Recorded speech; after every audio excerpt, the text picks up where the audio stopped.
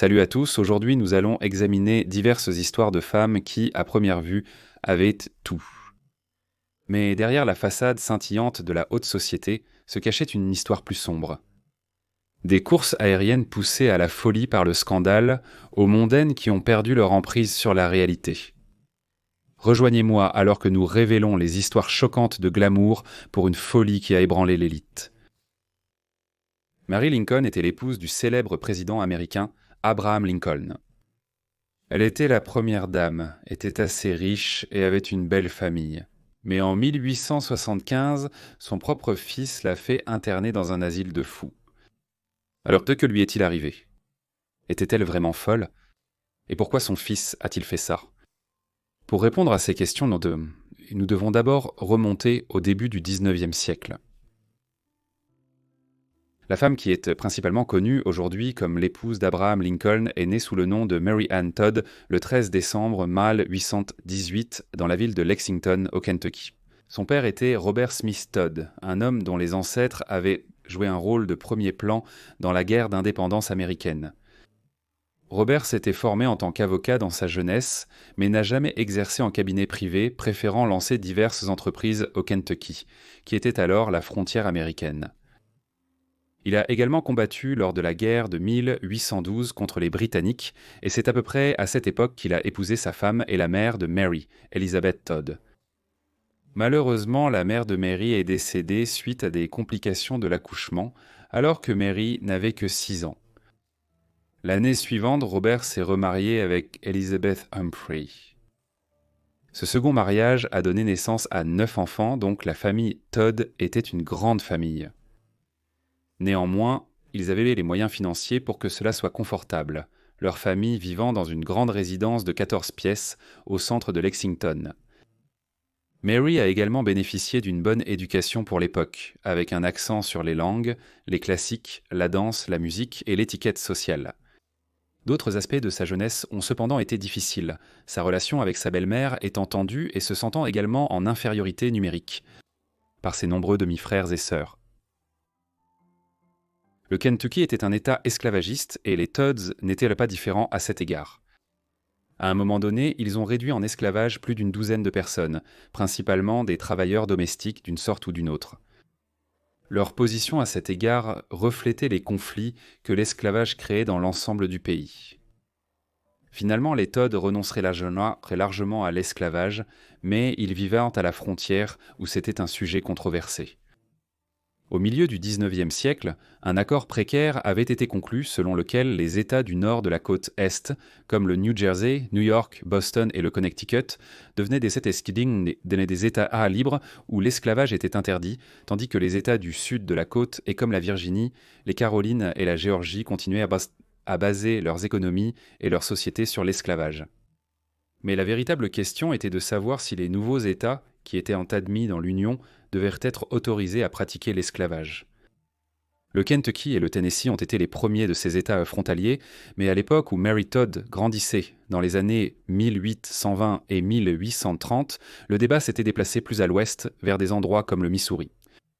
Ces tensions joueraient un rôle majeur dans la vie adulte de Mary Todd. En 1839, alors qu'elle était dans la vingtaine, Mary avait déménagé à Springfield, la capitale de l'Illinois, une région qui connaissait une forte afflux de migrants dans les années 1830 et 1840.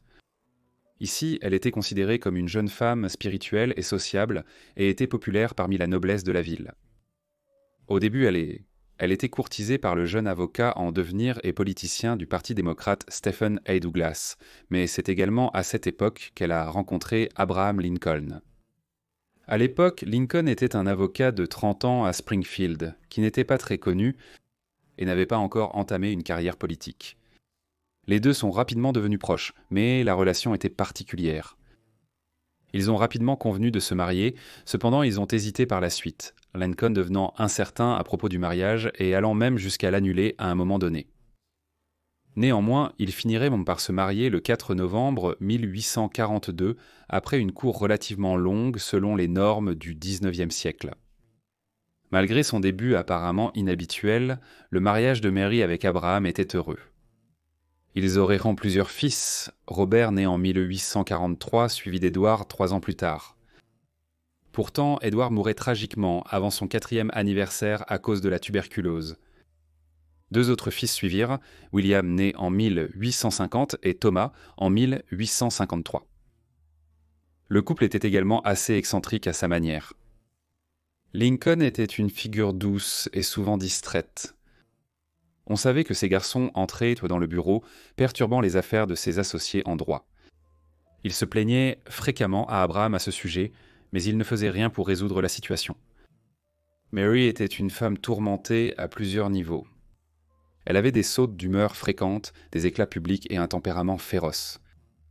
Si elle vivait aujourd'hui, elle aurait été traitée pour un trouble de santé mentale ou un autre, mais au milieu du XIXe siècle, aucun tel diagnostic n'était posé. Elle souffrait clairement de dépression et de délire, était peut-être bipolaire, et avait également de nombreux problèmes physiques, tels que le diabète et une mauvaise vision. Abraham a débuté sa carrière politique en tant qu'élu local en Illinois, au milieu des années 1840 siégeant à l'Assemblée législative de l'État. Il n'était pas rare que des individus exerçant des professions de premier plan, comme le droit, occupent de tels postes dans l'État à l'époque, et Abraham ne semble pas avoir envisagé une carrière au niveau fédéral de la politique à ce stade. Après quelques années, alors qu'il commençait à fonder sa famille avec Mary, Abraham s'est retiré de la politique et s'est concentré sur son exercice du droit. Ce qui l'a ramené à la vie politique et sur la scène nationale était l'adoption de l'acte du Kansas-Nebraska de 1854 qui a ouvert la voie à l'extension de l'esclavage dans les nouveaux territoires créés par le gouvernement américain à l'Ouest. Lincoln était rapidement devenu une figure de proue du nouveau parti républicain qui était anti-esclavagiste et n'avait été créé qu'en 1854. Grâce à une série d'événements quelque peu inhabituels, il est passé de l'obscurité relative à la candidature du Parti républicain à l'élection présidentielle américaine de 1860. Mary serait un soutien inébranlable, quoique parfois non conventionnel, pour Abraham pendant la campagne. Elle a encouragé ses ambitions politiquement grandissantes tout au long des années 1850 et nous n'aurions peut-être jamais entendu parler d'Abraham Lincoln, si ce n'était pour l'insistance de Mary à le pousser à se présenter à la présidence. Elle semble aussi avoir aidé à former certaines de ses opinions politiques. Inversement, elle était perçue comme intrusive par certaines sections de la presse, tandis que sa volonté d'accueillir des journalistes dans la maison Lincoln en Illinois et de leur faire visiter était considérée comme excentrique. Il est évident qu'Abraham voyait en elle une partenaire dans sa carrière. Lorsqu'il a remporté l'élection en 1860, il l'a accueillie avec les mots « Mary, nous sommes élus ». La position de première dame des États-Unis était une qui n'avait fait son entrée dans le lexique des affaires publiques américaines que depuis les années 1830. Mary savourait ce rôle, bien qu'il ait été difficile pour elle et Abraham également. La guerre civile américaine a éclaté peu après le début de la présidence de Lincoln, en raison de la croyance que le nouveau président avait l'intention d'abolir l'esclavage dans toute l'Union. Issue d'une famille possédant des esclaves au Kentucky, Mary avait de nombreux proches qui ont combattu du côté de la Confédération et plusieurs de ses demi-frères ont été tués au combat. Cependant, elle a exprimé haut et fort son soutien à l'Union et à la cause de l'abolition. Cela dit, elle a également suscité la controverse, en particulier en raison de ses dépenses étant somptueuses pour les banquets et les événements officiels à la Maison-Blanche, les bijoux fins et la décoration intérieure, à une époque où le reste du pays souffrait, sous le poids de la guerre, beaucoup de gens manquant de nombreuses nécessités de la vie quotidienne. Pour ceux qui savaient de comment fonctionnait la Maison-Blanche de Lincoln, ils voyaient également Mary comme une figure ingérante qui distrayait son mari des affaires importantes du gouvernement en temps de guerre avec ses fréquentes crises de dépression, de manie et son comportement généralement erratique. Son état mental était particulièrement mauvais en 1862, après avoir reçu la nouvelle que son fils William ou Willie était décédé de la fièvre typhoïde. Elle était tellement dévastée qu'elle a été alitée pendant environ 3 semaines, n'a pas assisté aux funérailles et a été prise en charge par une infirmière pendant des mois. Lincoln avait à peine remporté l'élection de 1860 en raison de la nature divisée du Parti démocrate à l'époque sur la question de l'esclavage. Sa popularité a cependant augmenté avec le temps, tout comme la réputation de Madame Lincoln, en grande partie grâce à son travail caritatif dans les hôpitaux de la région de Washington District de Columbia et du Maryland au fur et à mesure que la guerre se poursuivait. L'Union finirait par sortir victorieuse du conflit, mettant fin à l'esclavage aux États-Unis dans le processus. Mary avait de grands espoirs de devenir une première dame plus établie par la suite, mais un certain John Wilkes Booth avait d'autres idées. Booth était un acteur et un partisan de la Confédération, qui le 14 avril 1865 a assassiné le président Lincoln, alors qu'il et Meroux regardaient une représentation de la pièce Notre cousin américain au théâtre Ford à Washington, district de Columbia. Mary tenait la main de son mari quand il a été abattu à l'arrière de la tête. Il ne mourut pas avant le matin du 15e avril, après avoir été dans le coma pendant plusieurs heures. Madame Lincoln a dû être retirée de la pièce à un moment donné. Tel était le niveau de son traumatisme. Mary Lincoln a reçu beaucoup de sympathie suite à l'assassinat de son mari. Le couple avait tant souffert pendant la guerre, et maintenant, alors que tout semblait être fini et que la guerre était à gagner, le mari de Mary lui avait été cruellement arraché. Parmi les messages de condoléances qu'elle a reçus, il y avait une lettre de la reine Victoria de Grande-Bretagne, une femme qui avait perdu son propre mari, le prince Albert, 4 ans plus tôt, en 1861, et qui ne se remettrait jamais complètement de la perte, portant des vêtements de deuil noir pour le reste de sa vie. Malgré les messages de sympathie, Mary Lincoln s'est rapidement retrouvée dans une sorte de difficulté financière. Abraham avait réussi à la fois en tant qu'avocat et en tant qu'homme politique, et lui avait laissé un patrimoine considérable de bien plus de 2 millions de dollars en argent d'aujourd'hui. Mais Mary avait toujours été une dépensière et son temps en tant que première dame n'avait fait qu'aggraver ses instincts. En 1868, elle annonçait dans les médias nationaux qu'elle était ruinée et avait besoin d'aide financière en tant que pauvre veuve du président assassiné. Elle passera de nombreuses années par la suite à essayer de se mettre sur un meilleur pied financier et à vivre grâce au soutien financier d'amis de la famille et d'anciens alliés politiques de son mari. À un moment donné, cela l'a amenée, elle et l'un de ses fils, Tad, à déménager en Europe pour vivre à Francfort avec la famille Seligman. Joseph Seligman étant un juif allemand qui avait émigré aux États-Unis où il est devenu un homme d'affaires très prospère et a aidé à lever une énorme somme d'argent pour l'effort de guerre de l'Union pendant la présidence de Lincoln. Finalement, au début des années 1870, le Congrès a accordé une pension annuelle à Mary, mais elle n'a jamais été sur une base financière solide après avoir dilapidé l'héritage que son mari a laissé à sa mort. Les problèmes financiers auxquels Mary a été confrontée après la mort de son mari ont exercé une pression considérable sur sa santé mentale, toujours fragile. Cela a été aggravé par la publication en 1868 d'un livre intitulé « Derrière la scène » ou « 30 ans, esclave et 4 ans à la Maison-Blanche » par Elizabeth Keckley. Keckley était une ancienne esclave devenue employée des Lincoln en tant que couturière et plus tard une proche confidente et amie de Mary Lincoln. Mary considérait la publication du livre, qui comprenait une énorme quantité de révélations personnelles, à propos d'elle et de son défunt mari, comme une grave trahison, et beaucoup de gens de l'époque le considéraient comme étant de mauvais goût. Le résultat de tous ces troubles et instabilités dans sa vie, combiné à la mort de son fils Thomas ou Tad, peut-être de la tuberculose ou d'une maladie cardiaque en 1871, a conduit à une grave détérioration supplémentaire de la santé mentale de Mary Lincoln. Elle s'est devenue erratique, paranoïaque et sujette à des illusions. Cela a culminé en 1875 lorsqu'elle a rendu visite à son seul fils survivant Robert et s'est convaincue qu'il était gravement malade alors qu'en réalité c'était le contraire. Lors de sa visite chez lui, elle lui a dit que quelqu'un avait essayé de l'empoisonner dans le train. Elle dépensait également de grosses sommes d'argent pour des objets qu'elle n'utilisait jamais et se promenait dans la ville avec des dizaines de milliers de dollars en obligations gouvernementales cousues dans ses vêtements. Finalement, Robert a décidé de faire interner sa mère. Un procès pour folie a suivi, qui a suscité beaucoup d'attention publique étant donné qu'il impliquait une ancienne première dame.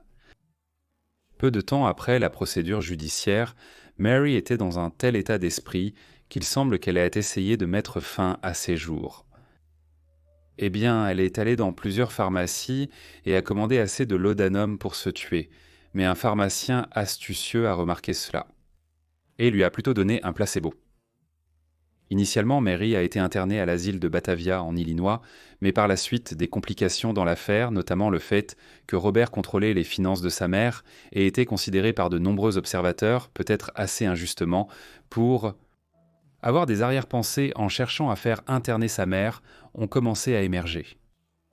Finalement, en 1876, Mary a été déclarée suffisamment compétente pour s'occuper d'elle-même et a retrouvé sa liberté. C'était certainement un événement désagréable dans sa vie, et bien que le caractère de Robert ait été remis en question à l'époque, il ne fait guère de doute que l'état psychologique de Mary Lincoln n'était pas bon dans les années 1870. Mary s'en est retournée en Europe après l'affaire de Folly et a passé plusieurs années à voyager en France et ailleurs.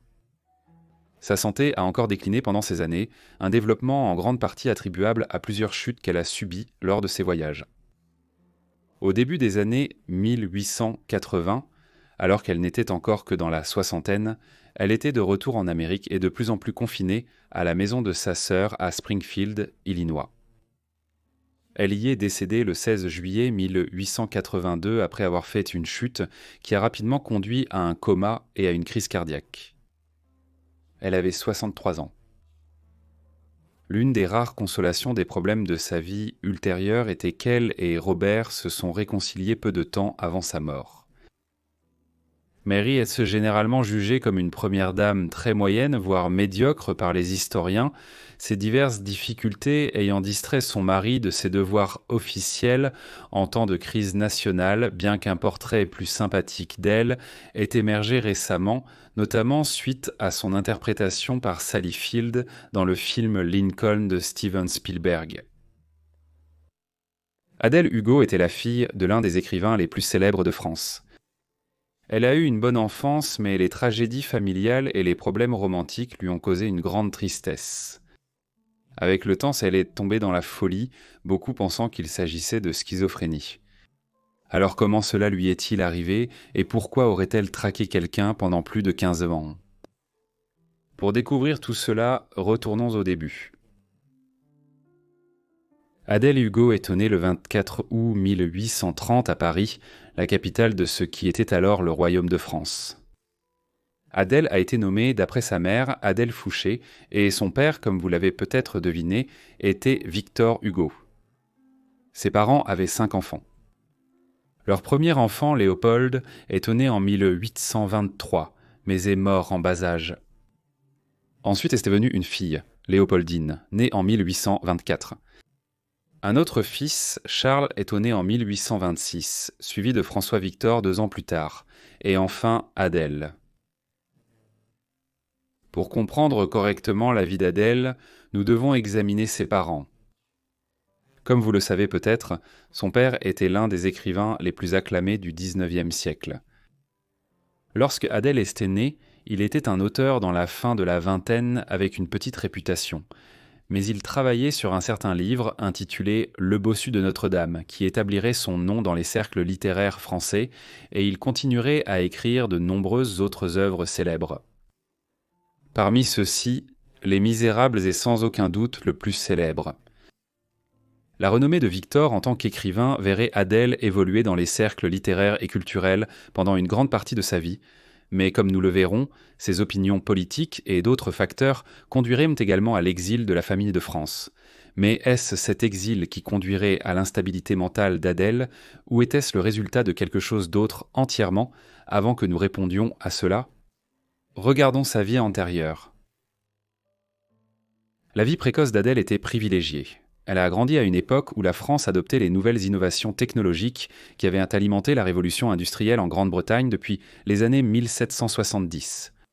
Cela a apporté la richesse et la nouvelle classe moyenne de lecteurs qui pouvaient lire le genre de livres que son père produisait. En conséquence, les Hugo étaient financièrement stables et prospéreraient avec le temps. Adèle a reçu une bonne éducation libérale pour une fille, selon les normes du XIXe siècle. Elle a également appris à jouer très bien du piano et à côtoyer de nombreuses figures culturelles de premier plan de l'époque qui considéraient dans Paris comme leur maison. En grandissant, Adèle était devenue connue pour ses longs cheveux noirs et sa beauté, et a même été peinte par certains des artistes de la capitale qui connaissaient son père. Une photographie d'elle prise en 1850 peu après la disponibilité des premières des caméras daguerréotype existe. Cela révèle une femme de 20 ans, d'un beau visage, bien qu'avec un air quelque peu mélancolique. Certainement pas celui d'une jeune femme joyeuse sur le point d'entrer dans ses années d'adulte dans une ville culturellement dynamique comme Paris au XIXe siècle. Il pourrait y avoir de nombreuses raisons à son air triste, peut-être était-ce dû à ses désirs inassouvis, ou peut-être à la tragédie familiale. En 1846, alors qu'elle n'avait que 16 ans, elle était tombée éperdument amoureuse d'Auguste Facchery. Il avait 10 ans de plus qu'elle, à l'âge de 26 ans. Il était également lié à Adèle par mariage, son frère Charles ayant épousé la sœur aînée d'Adèle, Léopoldine. Adèle et Auguste semblent avoir envisagé le mariage pendant un certain temps, mais la relation n'a pas duré, car Auguste n'a pas fait sa demande et Adèle a finalement perdu tout intérêt. Son regard s'est maintenant porté sur le sculpteur Jean-Baptiste Clesinger, mais rien n'en est sorti. Alors pourquoi Adèle a-t-elle perdu si rapidement de l'intérêt ? Peut-être que ses parents avaient simplement désapprouvé l'union potentielle avec Vachery, car le mariage de son frère Charles et de la sœur d'Adèle, Léopoldine, s'était terminé en tragédie. Le 4 septembre 1843, Léopoldine et son mari étaient en vacances près de Villequier en Normandie lorsque leur bateau a chaviré. Le couple s'est noyé ensemble en conséquence, les jupes lourdes et mouillées de Léopoldine la tirant vers le bas, et son mari est mort en essayant de la sauver. Léopoldine était enceinte et sa mort a laissé son père dévasté. Hugo était en voyage à ce moment-là et a appris la tragédie pour la première fois en la lisant dans le journal local. Après cela, il a développé une dépression clinique et n'a pas pu écrire pendant plusieurs années. Peut-être que la pensée d'Adèle se mariant dans la même famille a dérangé les Hugo. Ses premières relations à Paris à la fin de son adolescence présageaient sa vie amoureuse tumultueuse dans les années à venir. Peut-être était-ce à cause de ses premiers traumatismes familiaux qu'Adèle avait un air triste le jour où sa photographie a été prise en 1850. Dans les années qui ont suivi, différentes choses perturberaient elle et les autres membres de sa famille. Au cours d'une série de révolutions qui ont balayé pratiquement toutes les nations d'Europe en 1848 et 1849, Charles-Louis-Napoléon Bonaparte, un neveu de Napoléon Bonaparte, l'homme qui avait construit et perdu un grand empire français entre 1799 et 1815, a été élu président d'une nouvelle Deuxième République française déclarée. Mécontent de cette forme de pouvoir constitutionnel, Charles-Louis a démantelé la Deuxième République française au début des années 1850 et s'est déclaré empereur Napoléon III du Second Empire français. Le père d'Adèle avait été un partisan de la monarchie française dans sa jeunesse, mais à la fin des années 40 du XIXe siècle, il était un républicain passionné. Il a bien fait connaître son opposition à la prise de pouvoir absolue de Napoléon III et la famille a été contrainte de fuir en exil politique en 1852. Ils n'ont cependant pas été loin, se déplaçant sur l'île de Jersey dans les îles de la Manche, juste au large de la côte de Normandie dans le nord de la France, bien qu'on leur ait plus tard demandé de déménager à Guernesey, l'une des autres îles de la Manche. Les Hugues y vivraient pendant les 20 prochaines années, et c'est pendant cette période que la vie d'Adèle changerait pour le pire. L'histoire d'Adèle commence à se distinguer de celle du reste de la famille Hugo après leur déménagement dans les îles de la Manche. 1 an et demi après son arrivée dans l'archipel, qui était alors et est toujours un territoire britannique malgré sa proximité avec la France continentale, elle a rencontré Albert Pinson, connu de ses amis sous le nom de Bertie. Il était un jeune officier de l'armée britannique qui avait 22 ans à l'époque, tandis qu'Adèle en avait 24. Il a commencé à la courtiser et l'année suivante, il lui a demandé sa main. Les choses ont ensuite pris une tournure étrange. Adèle a initialement rejeté sa proposition de mariage, peut-être parce que ses parents désapprouvaient Pinson qui aimait à la fois boire et jouer. Mais ensuite, au cours de 1856, elle a changé d'avis. Cependant, Pinson n'a pas eu la réaction qu'elle espérait. Pinson n'était plus intéressé, en grande partie parce que lorsque Adèle a commencé à le poursuivre, son comportement avait changé. Elle montrait maintenant des signes d'une certaine forme de maladie mentale que l'on croit aujourd'hui avoir été la schizophrénie. C'était le début d'un long et douloureux déclin mental, et la façon dont elle a vécu les 15 prochaines années de sa vie vous choquera. Le reste de la famille Hugo, comme nous l'avons vu, continuera à vivre à Guernesey pendant les années 50 et la totalité des années 60, avant de retourner en France. Adèle n'était pas avec eux pendant de nombreuses années.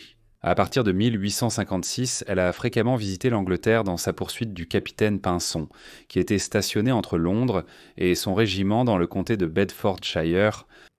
Dans l'est de l'Angleterre, Adèle l'a suivi ici peu de temps après. C'était le début d'une période de près d'une décennie et demie, pendant laquelle elle a traqué le jeune capitaine à travers plusieurs pays et continents. Les historiens ont identifié qu'Adèle souffrait d'érotomanie, une condition qui amène une personne à être convaincue que quelqu'un qui n'est en réalité pas intéressé par elle est obsédé par elle. Bien sûr, cette condition est responsable de nombreux cas de harcèlement dans le monde moderne. La poursuite de Pinson par Adèle n'était rien sinon colorée. Il ne resta pas longtemps dans le Bedfordshire et fut par la suite envoyé en Irlande, à cette époque une partie constitutive du Royaume-Uni. Il resterait stationné autour de la Grande-Bretagne et de l'Irlande jusqu'en 1861, ce qui a au moins assuré que l'infatuation d'Adèle pour Pinson la maintenait dans la proximité relative des îles de la Manche et de ses parents. Cependant, à partir du début des années 1860, il a été nommé à une série de postes à l'étranger. Cela comprenait la ville de Halifax en Nouvelle-Écosse au Canada, qui avant 1867 était encore une série de colonies britanniques à part entière, ainsi qu'un passage sur l'île de la Barbade dans les Caraïbes. Adèle l'a suivi dans les 2 endroits à l'étranger. Au cours de ces années, son état mental se dégradait de manière exponentielle. Alors qu'elle était à Halifax, son comportement est devenu encore plus obsessionnel, visitant régulièrement les casernes et harcelant le capitaine Pinson. Il la rejetait constamment et lui extorquait même de l'argent. Malgré tout cela, Adèle ne s'arrêtait pas et elle est allée jusqu'à consulter un hypnotiseur pour le mettre en transe et le forcer à l'épouser. Pendant ce temps, la santé de sa mère se détériorait et sa famille donc l'a supplié de rentrer à la maison. Cependant, Adèle ne pouvait pas rester loin de Pinson et était certaine qu'il allait bientôt la demander en mariage. Puis, à la fin de 1863, elle a écrit à ses parents qu'elle avait finalement épousé Pinson et son père a annoncé la nouvelle dans le journal local. Cependant, ils ont plus tard réalisé que c'était faux. 3 ans plus tard, Pinson était stationné à la Barbade et Adèle a bien sûr rapidement suivi. En Barbade, elle se faisait appeler Madame Pinson, malgré le fait que le capitaine allait bientôt épouser une autre femme. Adèle était connue pour errer dans les rues en marmonnant toute seule et avait commencé à montrer peu d'intérêt à se maintenir, mangeant rarement et négligeant sa propre santé physique. Alors qu'elle vivait en Barbade, son déclin mental était si grave qu'elle a arrêté d'écrire dans le journal qu'elle tenait lorsqu'elle vivait dans les îles de la Manche et à Halifax. De plus, Adèle correspondait à peine avec ses parents en Europe, et ils étaient donc incapables de suivre ses activités et son bien-être. À cause de cela, nous sommes limités dans la quantité d'informations concernant sa vie en Barbade, mais il y a suffisamment de preuves dans les récits ultérieurs de ceux qui l'ont observé sur l'île pour savoir ce qui lui est arrivé. Toujours indéterminée, Adèle a essayé à plusieurs reprises d'établir un contact direct avec Pinson et par le biais de lettres, mais malgré quelques brèves interactions, il semblait qu'il n'y avait aucune possibilité de renouer une quelconque relation entre eux. Alors, cela mettrait-il enfin un terme à la traque d'Adèle sur Pinson ? Adèle a finalement abandonné sa poursuite du capitaine Pinson au début des années 1870, après qu'il soit rentré en Europe et ait été épousé Catherine Edith Roxburgh, la fille d'un commandant supérieur de l'armée. Leur union a rapidement donné naissance à un enfant, des événements qu'Adèle, même dans son état mental affaibli, ne pouvait ignorer. Et donc, en 1872, à 41 ans, elle est retournée en France. Là, son père avait également finalement déménagé à Paris après le règne de près de 2 décennies de l'empereur Napoléon III qui a abdiqué son trône fin 1870, en pleine guerre franco-prussienne. Quelques années auparavant, en 1868, alors qu'Adèle poursuivait Pinson, sa mère était décédée. De retour dans la capitale française, Adèle a rejoint son père, mais après avoir passé du temps avec elle, il s'est rapidement rendu compte qu'elle était dans un état mental terrible et a décidé de la faire interner dans une série d'asiles où elle passerait le reste de sa longue vie, notamment à Saint-Mandé-et-Soudaine, 2 banlieues de Paris. Victor a continué à la soutenir jusqu'à sa mort en 1885.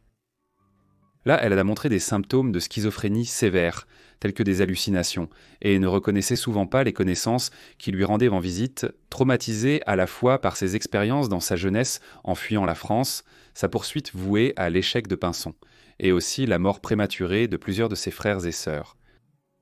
Elle était la seule des 5 enfants de son père encore en vie au moment de sa mort, en 1885. Adèle n'était pas le seul membre de la famille Hugo à souffrir de maladie mentale. On pense également que son oncle paternel, Eugène Hugo, avait la schizophrénie et est tombé dans la dépression et la folie après que son jeune frère a épousé son amour secret. Il s'agissait bien évidemment de la mère d'Adèle. Le respecté journaliste et écrivain français Gustave Simon se souvient d'Adèle dans ses dernières années dans les maisons de convalescence à Saint-Mandé et Soudaine, où elle a passé une grande partie de la seconde moitié de sa vie. Il a décrit une femme qui était relativement lucide et disposée à parler de sa jeunesse, partageant de bons souvenirs de son père et des figures culturelles qu'elle avait connues à Paris, tous des signes que son état s'est amélioré au fil des années. Elle avait un grand amour pour la musique et ce que Simon appelait des compositeurs à l'ancienne. Elle jouait elle-même de la musique et lisait voracement en français, latin et grec. En tant que telle, ce n'était pas une vie entièrement triste qu'elle a vécue ici jusqu'à sa mort le 21 avril 1915 à 84 ans. Adèle a ensuite été enterrée au cimetière de Villequier dans la région de Normandie, où sa sœur Léopoldine s'était noyée près de 3/4 de siècle plus tôt. Curieusement, le capitaine Pinson est décédé quelques mois seulement après elle. Il y a eu un intérêt considérable pour l'histoire d'Adèle depuis qu'elle était elle-même en vie.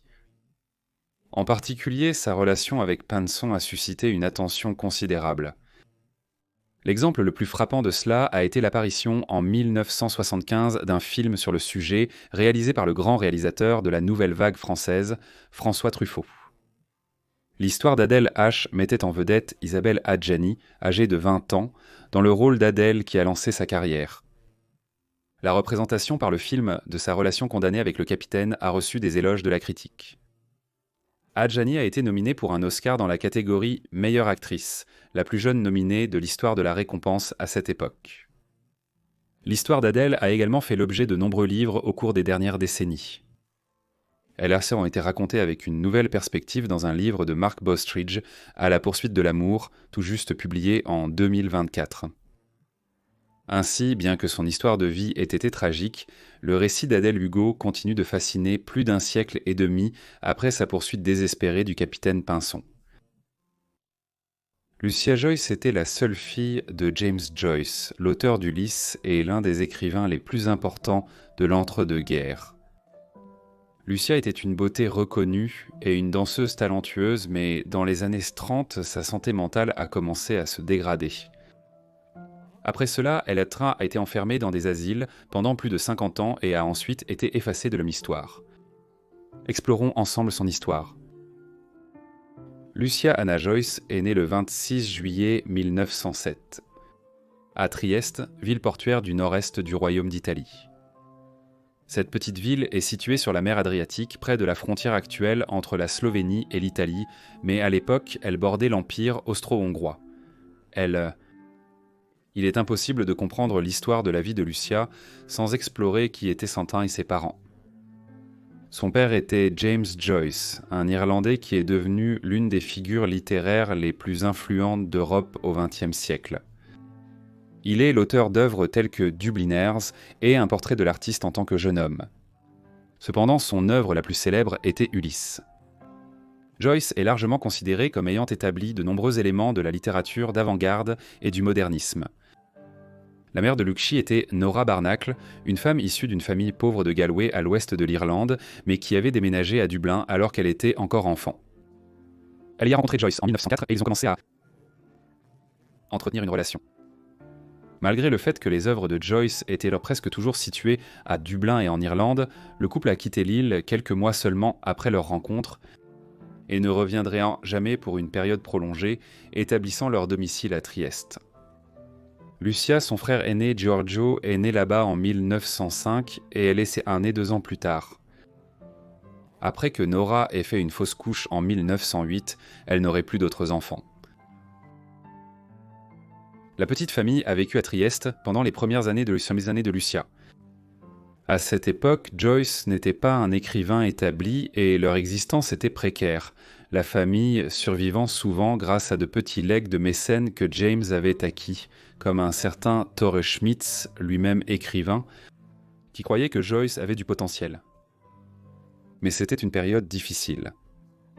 Lorsque Lucia est née, Joyce se remettait d'une fièvre rhumatismale qui l'avait incapacitée pendant des semaines. Cela l'a amené à abandonner brièvement l'alcool, dont il était un grand consommateur pendant la majeure partie de sa vie. Bien que Lucia ait passé ses premières années à Trieste, elle était trop jeune pour se souvenir de cette période. Ainsi, ces années les plus formatrices dans les années 1910 ont été vécues en famille littéraire itinérante. Par exemple, les Joyce sont brièvement retournés en Irlande au début des années 10 alors que le père de Lucia tentait d'obtenir un poste à l'University College Dublin pour enseigner l'italien. Après l'échec, ils sont retournés à Trieste. Peu de temps après, James a connu un certain succès avec la publication de Dubliner, mais l'éclatement de la Première Guerre mondiale à la fin de l'été 1914 a rendu la vie à Trieste de plus en plus dangereuse. Ces dangers n'ont fait qu'empirer pour la ville frontalière austro-italienne après l'entrée en guerre de l'Italie contre l'Autriche-Hongrie en mai 1915. Lorsque l'Italie est entrée en guerre, les Joyce ont quitté Trieste et se sont installés à Zurich, en Suisse neutre. Ils y vivraient pour le reste de la guerre avant de retourner brièvement à Trieste à la fin des années 1910.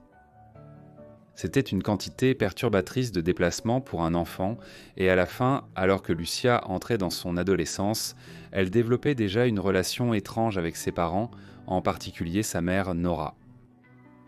Ces premières années avaient également fait de Lucia une sorte de citoyenne internationale. Elle a grandi pour être multiculturelle et, malgré ses origines irlandaises, considérait l'italien comme sa première langue. Une autre caractéristique particulière de son éducation était que ses parents n'étaient pas réellement mariés, un arrangement inhabituel au début du XXe siècle. Ils ne se marieraient n'en restant finalement qu'à l'Office d'enregistrement de Londres en 1931. Comme nous le verrons, les problèmes familiaux et les relations joueraient un rôle dans ses choix de vie et sa santé mentale. En 1920, la vie de Lucia et celle de son frère et de ses parents ont finalement commencé à prendre une note de plus grande stabilité lorsqu'ils ont déménagé et se sont installés à Paris. Les Joyce vivraient ici pour la plupart au cours des 20 prochaines années, ne déménageant finalement que lorsque la Seconde Guerre mondiale les a amenés à repartir pour Zurich. Cependant, si Paris a apporté une question de stabilité, c'est aussi ici que Lucia a connu la première apparition de ses problèmes de santé mentale. C'était des années excitantes à Paris. Après le traumatisme de la Première Guerre mondiale et de l'épidémie de grippe espagnole qui l'a suivie. Les années Putin 1920 étaient une période de grande croissance économique et de renaissance culturelle en Europe et en Amérique, et la capitale française était l'épicentre de cela. Les années 1920 sont donc devenues connues sous le nom d'années folles en France, les années folles, alors que des écrivains comme F. Scott Fitzgerald, Ernest Hemingway et Gertrude Stein ont fait de la ville leur domicile pendant des périodes de temps. Le père de Lucia émergeait comme l'un des écrivains les plus réussis et les plus en vue de l'époque, suite à la publication de Ulysse sous forme sérialisée à la fin des années 1910. En raison de cela, la maison Joyce est devenue un refuge pour le rassemblement de nombreuses figures littéraires et culturelles célèbres dans le Paris des années 1920, et Lucia a grandi autour de personnes telles que Pablo Picasso, Elsa Pond, Stein, Hemingway et le compositeur russe Igor Stravinsky. On peut supposer que grandir dans un tel environnement a exercé certaines pressions sur elle, le besoin d'accomplir quelque chose d'un point de vue culturel tout en étant entourée de tant de surdoués. Une grande partie de cela a été canalisée dans ses premières années d'adulte dans sa carrière de danseuse. Lucia a commencé à danser en 1922 quand elle avait 15 ans, à Harpa Santistancion, l'Institut Del Cruz. Cependant, ce n'est qu'en 1925, à l'approche de ses 18 ans, que Lucia a commencé à s'entraîner plus sérieusement. La position de sa famille au sein du monde culturel de Paris dans les années 1920 lui a permis de nouer des liens avec certains des principaux instructeurs de ballet et de danse contemporaine de l'époque. Parmi ceux-ci figurait Raymond Duncan, instructeur de danse, poète et artiste, qui était également le frère de la plus célèbre Isadora Duncan, une américaine qui était l'une des pionnières de la danse contemporaine. Lucia a également été formée pendant un certain temps par Margaret Morris, une pionnière de la danse anglaise qui avait acquis une renommée pour avoir introduit des éléments celtiques et écossais dans les mouvements de danse contemporaine. Elle a également fondé la première école de danse moderne dans l'ouest de l'Angleterre à la fin des années 1910. Aujourd'hui, on accuserait Lucia d'être un bébé à la mamelle pour avoir bénéficié des relations culturelles de son père, mais il ne fait aucun doute qu'elle était douée. En 1928, elle a été acceptée dans une troupe de danse appelée le Six de rythme et couleur, les Six du rythme et de la couleur. Le Sex Step a été réalisé dans l'année qui a suivi à Paris, Vienne et Berlin, tandis qu'en 1929, Lucia était deuxième au premier festival international de danse qui s'est tenu à Paris cette année-là. Après avoir assisté à l'une de ses performances pendant cette période, un écrivain pour le Paris Times a remarqué que Lucia Joyce est la fille de son père. Elle a l'enthousiasme de James Joyce, son énergie, et une quantité de son génie encore indéterminée. Quand elle atteindra sa pleine capacité pour la danse rythmique, James Joyce pourrait encore être connu comme le père de sa fille. Mais juste au moment où sa carrière de danseuse décollait, elle s'est brusquement arrêtée.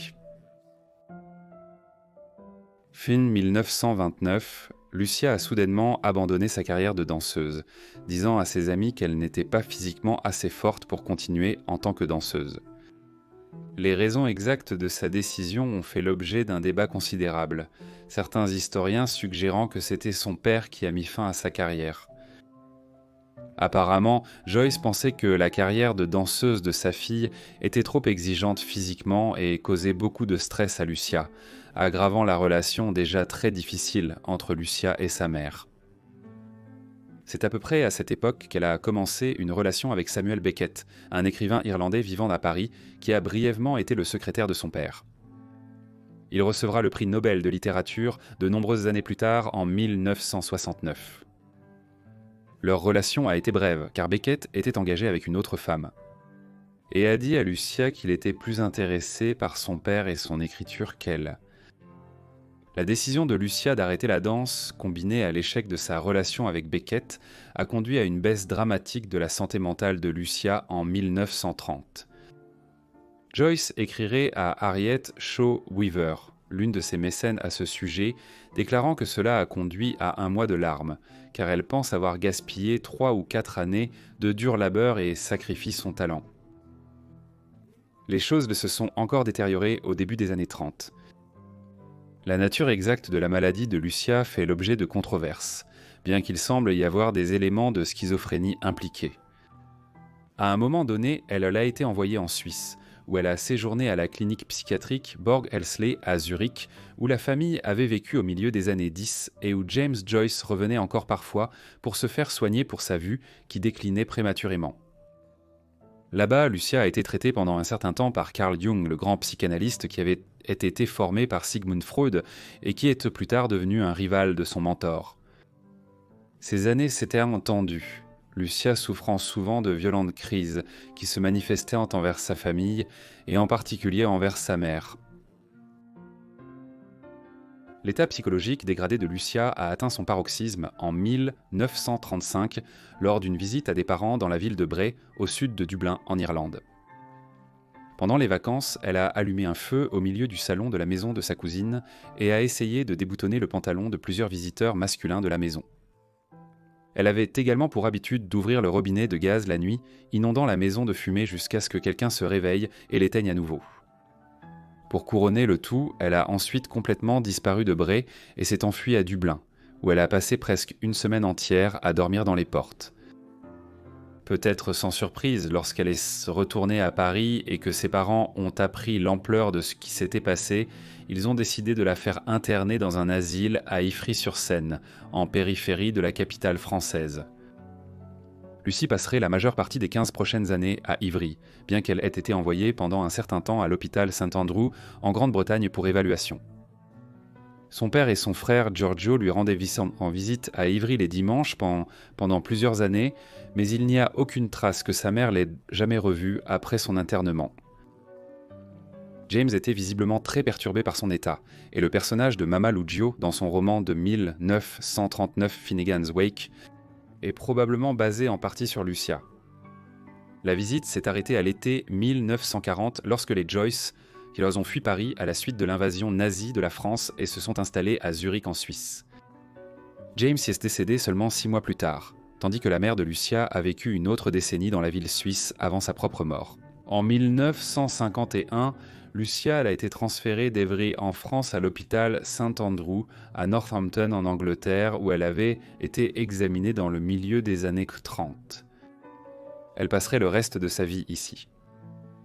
C'était à la demande de Harriet Shaw Weaver, une militante politique anglaise et une figure littéraire qui avait patronné son père James dans les années passées et qui a accepté de devenir la tutrice de Lucia en 1951 suite au décès de la mère de Lucia. Elle recevait souvent des visites d'amis et de connaissances qui avaient connu la famille Joyce dans les années 1920 et 1930, y compris Harriet qui vieillissait alors. Parmi eux, le plus important était Samuel Beckett, son ancien prétendant du début des années 30 et un proche connaissance littéraire de son père. À cette époque, Saint Beckett était lui-même un auteur à succès et lorsque Weaver est décédé en 1961, il a financé ses soins continus à Northampton. Pendant ce temps, son frère Giorgio, il lui a rendu une seule visite en 1967.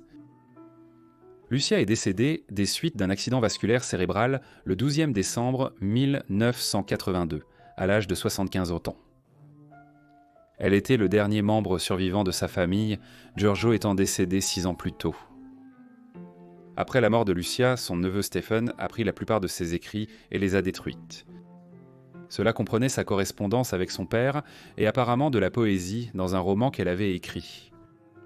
Il semble que sa famille ait essayé de détruire toute trace de Lucia.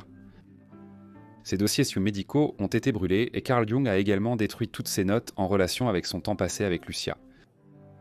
Les amis et connaissances de fatoïsance de la famille Joyce ont également été encouragés à détruire toute correspondance concernant Lucia, agissant comme si elle n'avait jamais existé et l'effaçant de l'histoire. Elle s'est été enterrée dans le cimetière de Kinslop près de St Andrews, où une cérémonie près de sa tombe a lieu chaque année lors du Bloomsday, un festival célébrant la plus grande œuvre de son père, Ulysse. Des plans ont été évoqués ces dernières années pour rapatrier les restes des Joyce en Irlande, tandis que plusieurs livres sont apparus au début du XXe siècle réclamant l'histoire de Lucia de l'obscurité. Alice de Jans était une héritière américaine qui avait un côté très sombre et était constamment impliquée dans des scandales et des tragédies. En 1927, elle a abandonné son mari et ses enfants et s'est enfuie avec son amant. Pourtant, elle était mentalement instable et finirait par lui tirer dessus, puis se suicider. Mais était-ce la fin de son histoire de vie choquante ? Rejoignez-moi pour le découvrir. La femme qui deviendra célèbre sous le nom d'Alice de Janseer, comtesse de Janseer, est née dans la ville de Buffalo, New York, sous le nom d'Alice Silverthorne, le 28 septembre 1899. Son père était William Edward Silverthorne, un important fabricant de textiles et magnate des affaires pendant l'âge doré, et sa mère était Julia Bell Chapin, qui venait également d'une famille éminente de nouvelles richesses. Le mariage de William avec la mère d'Alice n'était qu'un des nombreux mariages avantageux de l'époque entre un magnate des affaires et un parent d'un autre magnate des affaires. Des arrangements comme ceux-ci formaient des alliances entre les riches et les puissants et reflétaient les mariages entre la royauté et l'aristocratie en Europe. Les oncles de Julia Bell étaient les frères Armour, Philippe et Herman, qui contrôlaient Armour Coal, le plus grand distributeur de viande au monde à la fin du siècle. Ainsi, Alice est née dans un milieu très riche.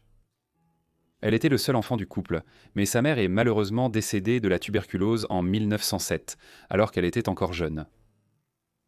Son père s'est remarié peu de temps après et a eu plusieurs enfants de son second mariage. Cependant, la position d'Alice en tant que seule fille de sa mère la mettait en ligne pour hériter un jour d'un domaine considérable, bien que ce soit par ses oncles ou par son père, et l'argent n'a jamais été un problème pendant sa vie. La jeunesse d'Alice a été chaotique. Son père était alcoolique et n'était généralement jamais à la maison à cause du travail. Alice a donc été principalement élevée par sa gouvernante allemande. William était aussi un parent très peu conventionnel, pour dire le moins, ne faisant rien pour restreindre Alice et encourageant activement sa vie sociale pendant son adolescence. Cela peut sembler bien pour certains, mais la relation père-fille était particulière à d'autres égards et un écrivain sur la vie d'Alice a soutenu qu'elle aurait pu être incestueuse. Cela reste non prouvé, mais ce qui est si plus certain, c'est qu'à un moment donné, lors d'une visite en France dans les années 10, le père d'Alice l'a présentée comme sa maîtresse à de nombreuses belles personnes. Peut-être était-ce une blague particulière de quelque sorte, bien que tout cela pointe certainement vers une éducation difficile qui a été aggravée par la mort précoce de sa mère. Finalement, l'un des oncles d'Alice du côté de la famille de l'Armistice a obtenu sa garde après avoir combattu son père devant les tribunaux sur le principe qu'il était un parent inadéquat. Alice, 14 ans, a vécu un temps chez cet oncle. Cependant, cela n'a pas conduit à la fin de la relation entre le père et la fille, et elle a passé beaucoup de temps avec son père lors de longues visites en France à la fin de son adolescence. Avec le temps, elle a pris goût à la France et elle est même devenue sa patrie d'adoption. Alice s'est mariée alors qu'elle n'avait que 21 ans. Elle a passé la fin des années 1910 à Chicago avec sa famille élargie, puis est retournée en France où elle a rencontré et entamé une relation avec Frédéric de Gencette, un comte français qui avait acquis une certaine renommée en France, à la fois en tant que pilote de course automobile et en tant que pilote d'avion.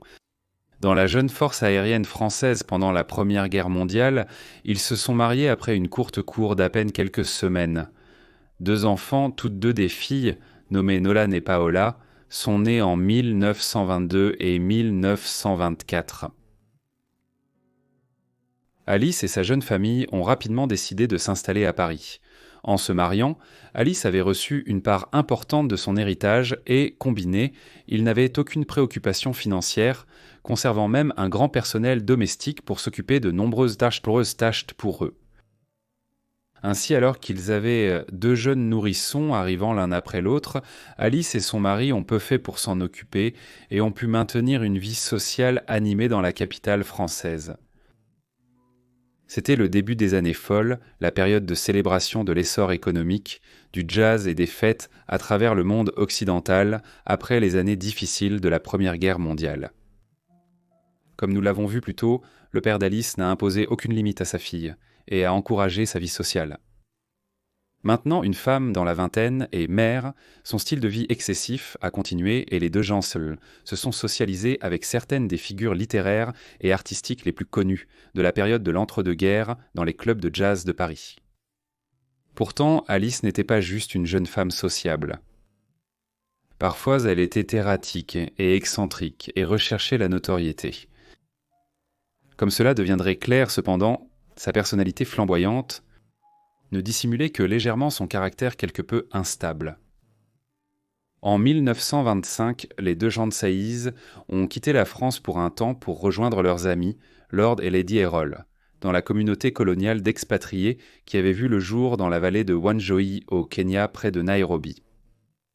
Le Kenya était une colonie britannique à l'époque, et Nairobi était devenu l'un des principaux centres du gouvernement colonial en Afrique de l'Est. Alice et son mari étaient enthousiasmés par l'idée de passer du temps ici, notamment en raison de l'affinité de Frédéric pour la chasse au gros gibier. Cette communauté d'Européens et d'Américains au Kenya est devenue connue sous le nom de l'ensemble de la Happy Valley. Tel était leur goût pour les fêtes, la consommation excessive d'alcool, l'usage de drogue et l'inévitable promiscuité sexuelle et les infidélités régulières qui s'ensuivaient. C'est pendant ces années que l'attirance d'Alice pour les opiacés a commencé à devenir un problème considérable, et après ce voyage, sa vie ne serait plus jamais la même. Alice s'est rapidement démarquée parmi les résidents de la Happy Valley pour ses sautes d'humeur, son sens de l'humour sarcastique et sa beauté. Elle est rapidement devenue connue comme la méchante Madonna et a vite eu une liaison avec le seigneur Errol. Pourtant, cela a été de courte durée, et sa prochaine romance serait d'une bien plus grande importance. Au Kenya, Alice a rencontré Raymond de Trafford, un fils du baronet Trafford de l'aristocratie anglaise. Elle est tombée amoureuse de lui et les deux ont commencé une relation, qui est rapidement devenue un secret de polichinelle au sein du groupe de la Happy Valley. Au début, son mari a essayé de l'ignorer, se concentrant sur la chasse et espérant que cela ne durerait pas. Néanmoins, il est rapidement devenu évident qu'Alice était amoureuse de Trafford. Plus tard, Frédéric qualifierait cela de triangle amoureux infernal. Bien qu'initialement hésitant, Frédéric a finalement cherché à se séparer. Il a été encouragé par les membres de sa famille qui étaient scandalisés par l'infidélité d'Alice et son comportement erratique. Ils ont divorcé en 1927, après une période pendant laquelle Frédéric avait passé du temps à Paris, tandis qu'Alice retournait au Kenya pour être avec les Trafford. C'était peut-être plus que sa simple liaison qui a conduit au divorce. Un an plus tard, Frédéric a publié un livre intitulé Vertical Land, qui était très largement un récit biographique du groupe Happy Valley et dans lequel il commentait le caractère suicidaire et instable de sa femme. Elle était sujette à de sévères sautes d'humeur, y compris des épisodes de dépression exacerbés par ses habitudes d'opium et d'alcool.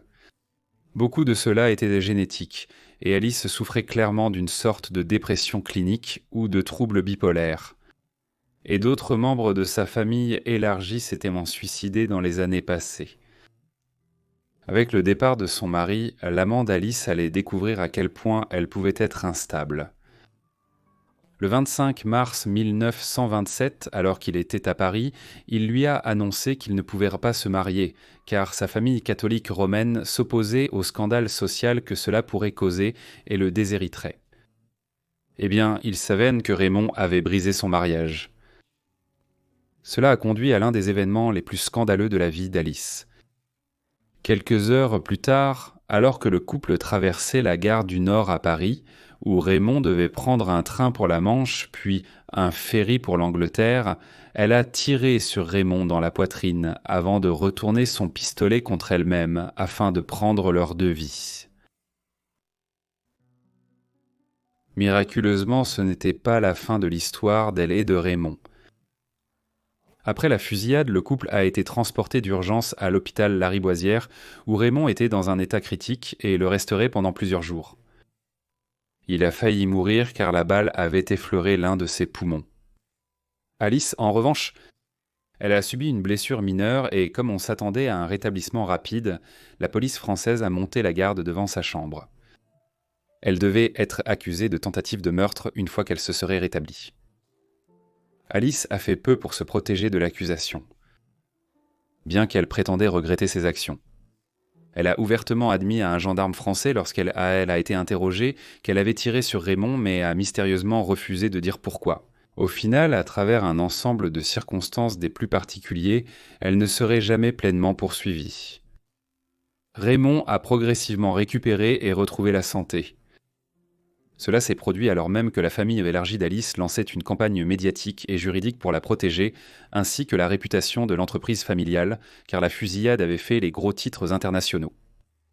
Elle a été envoyée dans une clinique pour se remettre de sa dépression, admettant dans des interviews qu'elle avait tenté de se suicider à de nombreuses reprises par le passé. Puis, des mois plus tard, une fois totalement rétabli, Raymond a déclaré à propos de l'incident. « Alors que nous étions sur le point de nous séparer, elle m'embrassait. Je lui ai dit que je l'aimais, et encore une fois, je lui ai murmuré de ne pas prendre ma décision comme irrévocable. Je lui ai même dit que nous nous reverrions. Alors qu'elle me quittait, elle a tenté de se suicider, mais un mouvement de ma part a dévié l'arme. Je suis sûr qu'elle n'a pas tiré sur moi intentionnellement. L'accident était dû à mon imprudence. Malgré cette déclaration, Alice a été jugée le 23 décembre 1927 pour l'accusation d'agression. L'accusation précédente de tentative de meurtre a été abandonnée grâce à l'excellent avocat d'Alice, qui a convaincu le juge d'instruction que sa mélancolie chronique avait émoussé son intelligence, la rendant mentalement irresponsable au moment de l'incident. Pendant le procès, les moments de crise d'Alice ont été mis en évidence, tout comme la déclaration de Raymond et le fait qu'il s'agissait d'un crime passionnel. En conséquence, le procès n'a abouti qu'à une petite peine avec sursis et une amende financière. En 1928, elle est retournée au Kenya et a eu une brève liaison avec Lord Errol, reprenant leur précédente affaire. Cela a encore été bref car on lui a demandé de partir du pays et elle est vite revenue à Paris avec les Trafford. Pendant les 3 années suivantes, Alice a continué à poursuivre du Trafford et ils se sont finalement mariés en 1932. Les événements de 1927 et le mariage éventuel d'Alice avec du Trafford n'étaient pas la fin de sa vie colorée.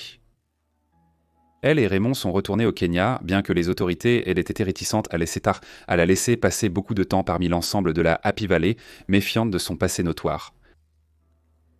Ils ont ensuite vécu une existence quelque peu nomade entre Paris-Londres, des visites occasionnelles au Kenya et même un séjour en Australie pour Raymond. Curieusement, leur mariage s'est effondré quelques mois après avoir échangé leurs vœux en 1932, après une dispute houleuse sur leur destination de lune de miel. Ils ont divorcé en 1937. À ce moment-là, ils étaient séparés depuis plusieurs années. Le Trafford avait réussi à gérer d'être tiré par sa future épouse, mais apparemment le mariage avait été un pas de trop. La deuxième moitié des années 1930 étaient des années d'isolement croissant pour Alice. La culture du jazz des années 1920 avait pris fin et de nouveaux mouvements sociaux l'avaient dépassé alors que son comportement de plus en plus erratique et le scandale public de la fusillade avaient conduit de nombreuses personnes à prendre leur distance avec elle. Seule, elle devint de plus en plus dépendante des opiacés et continua à voyager entre les pays, décidant parfois qu'elle allait retourner vivre en Amérique, puis décidant tout aussi rapidement de retourner dans ses anciens repères en France et au Kenya. Ses enfants vivèrent à Paris, mais la voyèrent rarement, étant généralement élevés par la famille élargie de Frédéric, lui qui était mort d'une intoxication sanguine en 1933. Ils l'ont plus tard décrite d'une manière qu'on pourrait comparer à une tante ou un oncle, qui se présentait 1 ou 2 fois par an avec des cadeaux pour les enfants et disparaissait tout aussi rapidement. C'est pendant cette période sauvage qu'elle s'est retrouvée mêlée au deuxième grand scandale de sa vie. Le 24 janvier 1941, Lord Errol, l'homme qui avait été impliqué dans la première arrivée des L'Agence B au Kenya, une décennie et demie plus tôt, avait été retrouvé mort par balle dans sa voiture à Nairobi. Les soupçons se sont rapidement portés sur Alice en raison de sa relation connue avec Errol, de son caractère instable et de son passé où elle avait déjà essayé de tuer l'un de ses amants. Alice a été interrogée par la police et a pu fournir un alibi de quelque sorte, mais il était précaire et les soupçons circulaient toujours autour d'elle. Au final, il n'y avait pas assez de preuves pour accuser Alice du meurtre d'Errol. Au fil du temps, le reportage d'investigation a abouti à diverses conclusions. Certains pensent qu'Alice était le coupable le plus probable, d'autres l'exonèrent et pointent du doigt d'autres membres de la communauté d'expatriés coloniaux au Kenya à l'époque. Nous ne saurons peut-être jamais avec certitude. Alice ne survivrait pas très longtemps à Errol. Elle était en mauvaise santé et on lui a rapidement diagnostiqué un cancer de l'utérus pour lequel elle a dû subir une hystérectomie. Déprimée par son isolement, la dégradation de son apparence et son abus croissant de drogue, elle a tenté à 2 reprises de mettre fin à ses jours en l'espace de 8 jours à la fin de septembre 1941. Elle a réussi lors de la 2e tentative en se tirant une balle avec le même pistolet qu'elle avait utilisé lors de l'incident à la gare du Nord à Paris 14 ans plus tôt. Elle avait 42 ans. Lorsque sa maison a été fouillée après ces événements, des lettres de suicide ont été trouvées et elle a même placé des notes sur des meubles pour les donner à des personnes qu'elle connaissait. C'était une fin particulière à une vie particulière. Merci d'avoir regardé ces histoires de fascinantes sur ceux jugés fous par la société. Faites-moi part de vos impressions sur les histoires et le format de compilation dans les commentaires. Dites-moi si vous avez apprécié les introductions. J'espère que vous êtes abonnés avec les notifications activées pour recevoir mes nouvelles vidéos. C'est tout pour moi, je vous verrai dans la prochaine vie oubliée. Merci.